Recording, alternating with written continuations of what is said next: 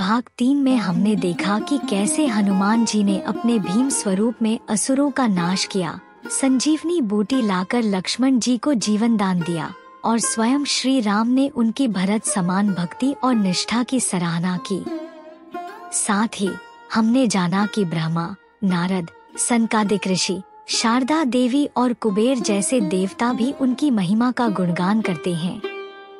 आज हम हनुमान चालीसा की अगली महत्वपूर्ण चौपाइयों की व्याख्या करेंगे, जिसमें हम जानेंगे कि कैसे जगत के कठिन से कठिन कार्य भी उनके अनुग्रह से सहज बन जाते हैं।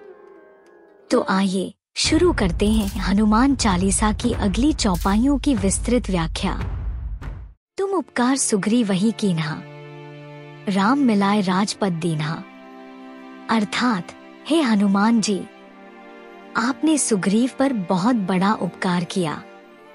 आपने उसे भगवान श्री राम से मिलाया, जिससे उन्हें खोया हुआ राज्य वापस मिला। पौराणिक संदर्भ। जब भगवान श्री राम सीता माता की खोज में थे, तब वे किष्किंधा पहुँचे। हनुमान जी ने सुग्रीव से उनकी भेंट करवाई और मित्रता करवाई। सुग्रीव अपने बड़े भाई बाली के डर से छिपकर रह रहा था। हनुमान जी की सहायता से श्री राम ने बाली का वध किया और सुग्रीव को उसका खोया हुआ राज्य वापस दिलाया।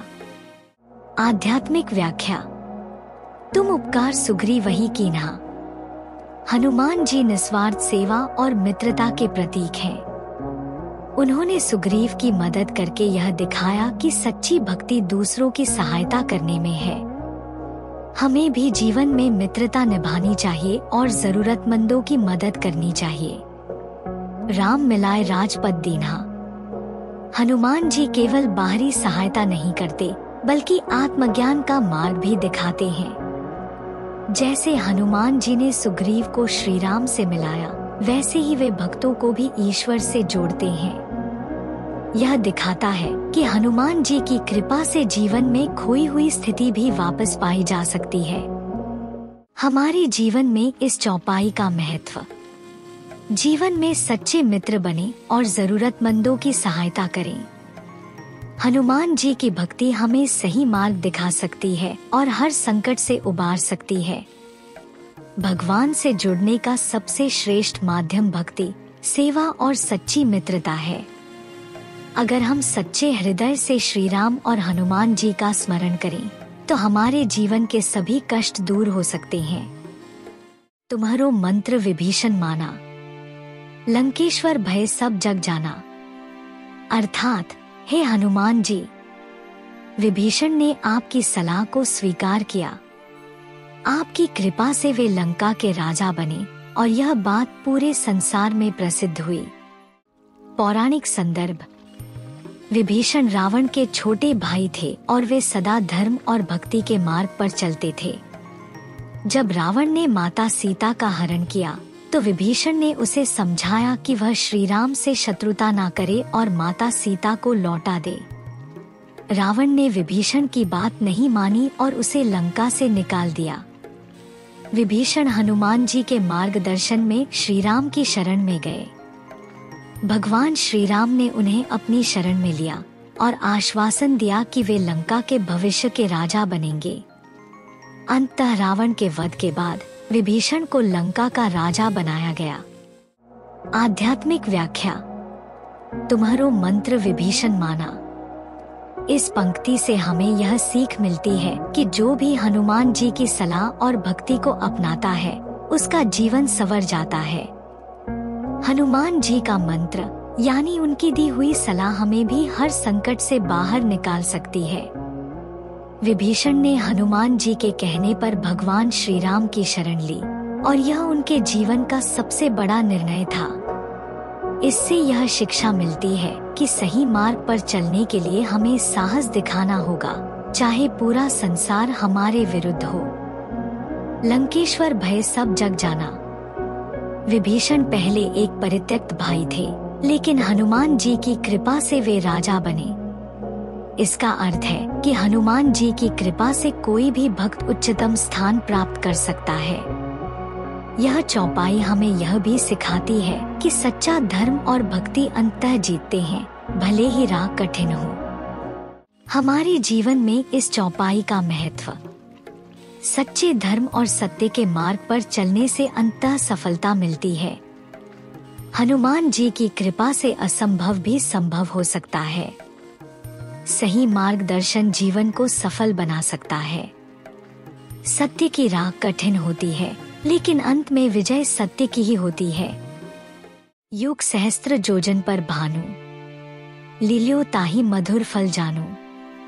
अर्थात, हे हनुमान जी, आपने हजारों योजन दूर स्थित सूर्य को उसे एक मीठे फल के समान समझकर निगल लिया। पौराणिक संदर्भ। जब हनुमान जी बालक थे, तब वे खेल खेल में आकाश में चमकते हुए सूर्य को देखकर उसे कोई स्वादिष्ट फल समझ बैठे। अपनी शक्ति और जिज्ञासा के कारण हनुमान जी आकाश में उड़ गए और सूर्य को निगल लिया। इससे पूरे ब्रह्मांड में अंधकार छा गया, जिससे देवता चिंतित हो गए।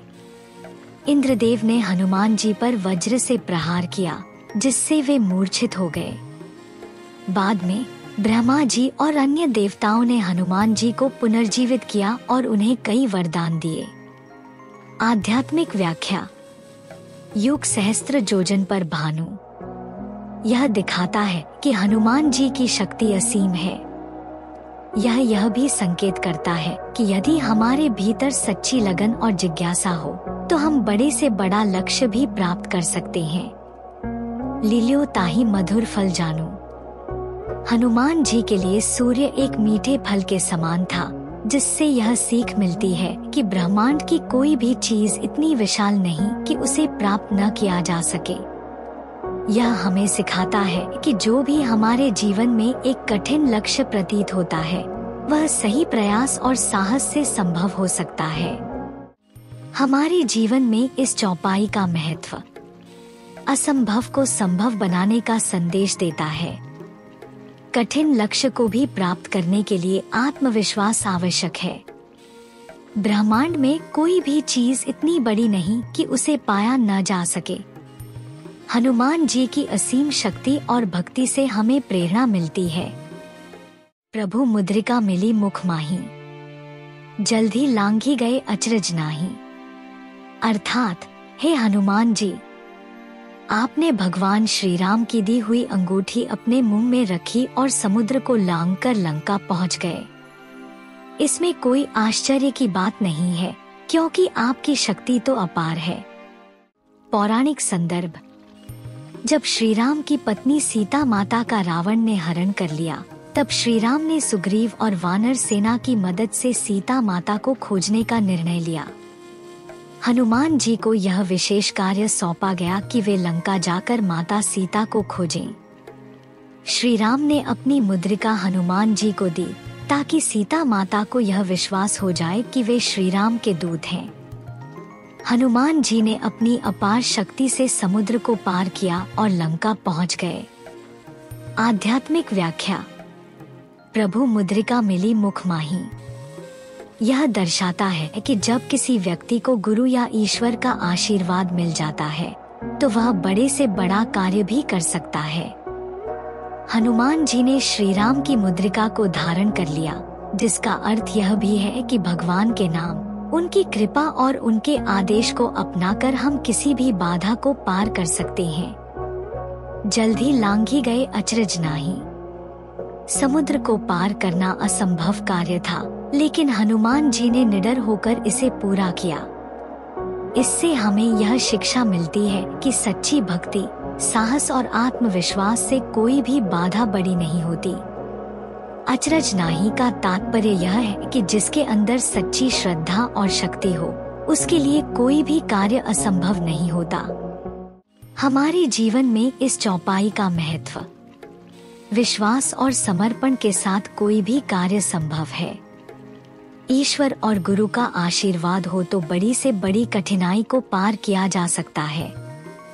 साहस और आत्मविश्वास किसी भी चुनौती को पार करने के लिए आवश्यक है। समर्पण और निष्ठा से जीवन के असंभव कार्य भी संभव हो जाते हैं। दुर्गम का जगत के जेते, सुगम अनुग्रह तुम्हारे तेते। अर्थात, हे हनुमान जी, इस संसार के जितने भी कठिन कार्य हैं, वे आपकी कृपा से आसान हो जाते हैं। आपकी भक्ति और अनुग्रह से कोई भी असंभव कार्य संभव बन जाता है। पौराणिक संदर्भ। जब राम सेतु निर्माण का कार्य हुआ, तब पूरी वानर सेना के लिए यह असंभव लग रहा था कि समुद्र पर पुल कैसे बनाया जाए। परंतु हनुमान जी के नेतृत्व में यह कार्य सरलता से पूरा हो गया।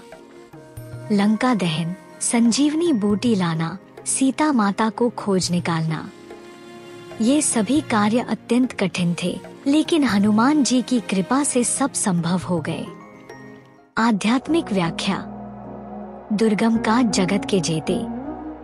यह पंक्ति बताती है कि इस संसार में बहुत सी कठिनाइयां और समस्याएं हैं, जिन्हें पार करना सरल नहीं है। परंतु जब हनुमान जी की कृपा और आशीर्वाद मिलता है, तब वे कठिनाइयां भी सरल हो जाती हैं। यह हमारे लिए यह संदेश है कि जीवन की कठिन परिस्थितियों में हमें धैर्य और भक्ति बनाए रखनी चाहिए। सुगम अनुग्रह तुम्हारे तेते। यदि हम हनुमान जी की शरण में जाएं, उनकी भक्ति करें और उनका स्मरण करें, तो जीवन के सारे कठिन कार्य भी आसान हो जाते हैं। यह बात केवल भौतिक कठिनाइयों के लिए ही नहीं, बल्कि आध्यात्मिक उन्नति के लिए भी उतनी ही महत्वपूर्ण है। हमारे जीवन में इस चौपाई का महत्व। कोई भी कठिन परिस्थिति हनुमान जी की कृपा से आसान हो सकती है। आस्था और विश्वास के साथ आगे बढ़ने पर हर समस्या का हल मिल जाता है। हनुमान जी को स्मरण करने से मानसिक, शारीरिक और आध्यात्मिक संकट दूर हो जाते हैं। भक्तों के लिए वे हर कठिनाई को आसान बना देते हैं, बस भक्ति सच्ची होनी चाहिए। राम द्वारे तुम रखवारे, होत ना आज्ञा बिनु पैसारे। अर्थात, हे हनुमान जी, आप भगवान श्री राम के द्वार के रक्षक और प्रहरी हो। बिना आपकी अनुमति के कोई भी उनके पास नहीं जा सकता। जो भी श्री राम तक पहुंचना चाहता है, उसे पहले आपकी कृपा और आशीर्वाद प्राप्त करना होगा। पौराणिक संदर्भ। भगवान श्री राम भक्तों को सहज ही नहीं मिलते, पहले हनुमान जी की कृपा आवश्यक होती है। जब भी कोई भक्त सच्चे हृदय से श्री राम की भक्ति करना चाहता है, तो हनुमान जी ही उसे मार्ग दिखाते हैं।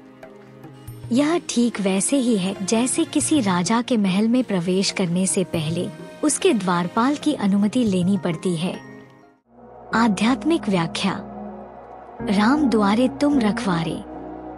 भगवान श्री राम सच्चिदानंद स्वरूप है, अर्थात सच्चा आनंद, परम सत्य और दिव्य चेतना।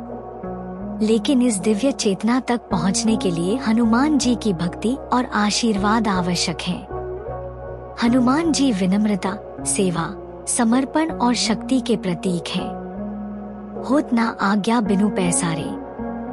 इस पंक्ति का अर्थ यह है कि श्री राम के सच्चे भक्त वही बन सकते हैं जिन्हें हनुमान जी की कृपा प्राप्त होती है। हनुमान जी श्री राम भक्ति के द्वार खोलते हैं और भक्तों को उनके परम धाम तक पहुंचाने में सहायता करते हैं। इसका आध्यात्मिक संदेश यह है कि हनुमान जी की कृपा से ही हमें सच्ची भक्ति और ज्ञान की प्राप्ति होती है। हमारे जीवन में इस चौपाई का महत्व। यदि हम भगवान श्री राम की कृपा चाहते हैं, तो पहले हमें हनुमान जी की भक्ति करनी होगी। हनुमान जी के आशीर्वाद से हमें सच्चा भक्ति मार्ग प्राप्त होता है। जो भी भगवान राम का प्रेम और कृपा चाहता है, उसे पहले हनुमान जी के चरणों में समर्पण करना होगा। हनुमान जी को प्रसन्न करने से श्री राम अपने आप प्रसन्न हो जाते हैं। अगले वीडियो में हम जानेंगे कि कैसे हनुमान जी भक्तों के संकट हरने वाले हैं और सदा राम भक्तों की रक्षा करते हैं। साथ ही हम समझेंगे कि उनकी भक्ति से जन्म जन्मांतर के पाप नष्ट हो जाते हैं और प्रभु श्री राम के आशीर्वाद से हनुमान जी अजर अमर हैं। वीडियो पसंद आई हो तो इसे लाइक करें, अपने विचार कमेंट में बताएं और अपने मित्रों व परिवार के साथ इसे साझा करें। जय श्री राम।